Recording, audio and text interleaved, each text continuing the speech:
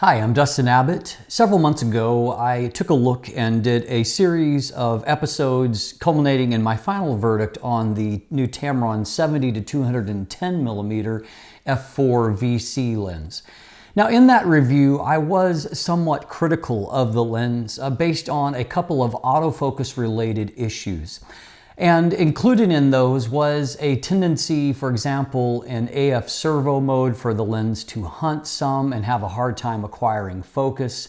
I also noted some issue with the basic autofocus speed and confidence in certain situations. I didn't feel like the lens was quite up to my expectations based on lenses like, say, the 100 to 400 millimeter VC lens that I had reviewed several months previously. And I was somewhat surprised because I expected a similar autofocus performance and didn't quite find it. And so, as you remember, those of you that watched that review, I was critical of that. And I did note that this was something that maybe Tamron needed to work on through a firmware update or some kind of tweak to smooth that out.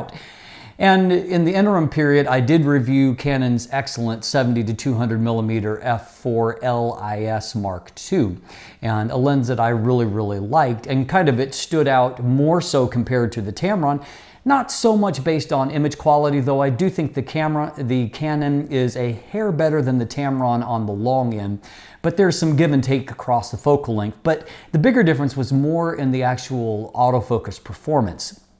So in the interim period, Tamron, which is something I've noted in the past that they have been very good to do, they have been working to continue to improve their product line and to improve this particular lens. And so I heard from them a week or two ago saying that they had made tweaks to the lens focus algorithm, that they had taken seriously the concerns that I raised, perhaps that others had raised, and they had gone back to the drawing board to address those via firmware update, which I thought was great. I'm always glad to see companies stand by their products and continue to better them through firmware updates. And of course, that's kind of the whole point of the Tamron tap-in console, is the ability to roll out firmware updates along with other tweaks that you can do as a part of that, and to continue to hopefully have an improving product along the way.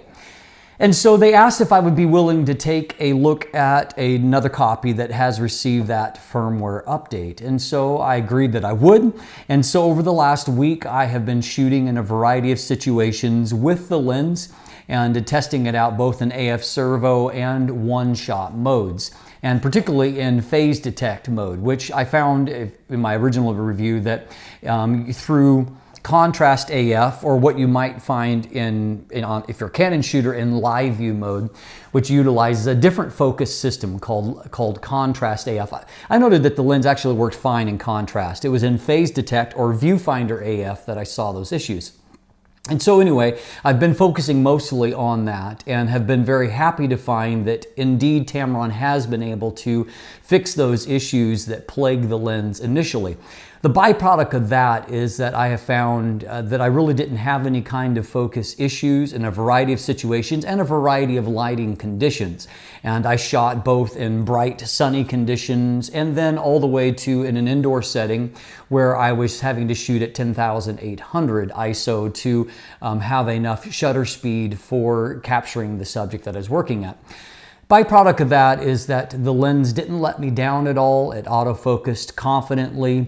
The one thing that I will note that continues to be the case, and I think is more just the nature of the system itself, at least on my 5D Mark IV, is that in some situations there is the mildest split-second hesitation where it gets to the actual focus point and then it pauses for a second and kind of settles. And when I say second, I'm talking about split seconds here. It is a very rapid process, and it's, you know, there's very little issue there, but it's just, it'll get to the focus point and there'll be a brief pause before it signals lock. And but fortunately, it is now to such a place where I don't think it would be an issue for any shooters. The byproduct of that is that I think that the lens now is something that I can more wholeheartedly recommend as an alternative to the Canon lens, which, by the way, I continue to think it is excellent. And if you've got the money to spend, I think it is. I still think that it's the best lens in the class.